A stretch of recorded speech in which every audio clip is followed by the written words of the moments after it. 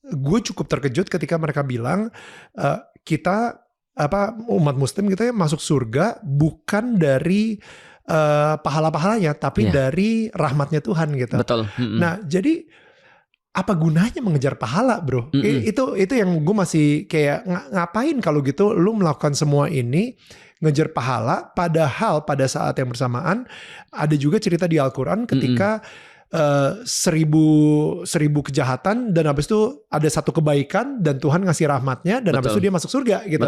Jadi kenapa bersulit-sulit untuk mengejar pahala di dunia ini, sedangkan pada akhirnya surga itu ya miliknya Tuhan dan masuknya karena rahmat Tuhan gitu. Ya, menurutku yang paling utama adalah karena supaya manusia itu tidak mengandalkan sesuatu yang bersifat fisik ya, atau selain daripada Tuhan itu sendiri. Karena kan sebenarnya yang pengen diajarkan pada kita adalah Tuhan itu segala-galanya sebenarnya.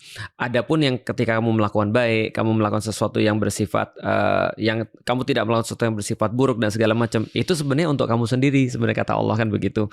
Nah, sedangkan kalau kamu masuk surga karena pahalamu atau misalnya karena kamu tidak berbuat buruk misalnya dan segala macam, ya itu berarti kayak dia kayak bukan memfokuskan pada Tuhannya, bukan memfokuskan pada Allahnya, tapi pada amalnya. Betul. Nah, sehingga itu seolah-olah ya mengesampingkan Tuhan kan sebenarnya. Walaupun kita bisa argue bahwasanya kalau andaikan rahmat Allah itu tidak mungkin diberikan bagi orang-orang yang justru ngumpulin dosa kan sebenarnya. Of course. Nah, tapi kita cuma dikasih tahu aja, memang betul pahala-pahala itu adalah yang kamu cari, tapi jangan lupa pahala itu siapa yang ngasih, yaitu adalah Allah. Maka tidak masuk surga seseorang karena pahala-pahalanya atau amal-amalnya, tapi karena rahmatnya Allah.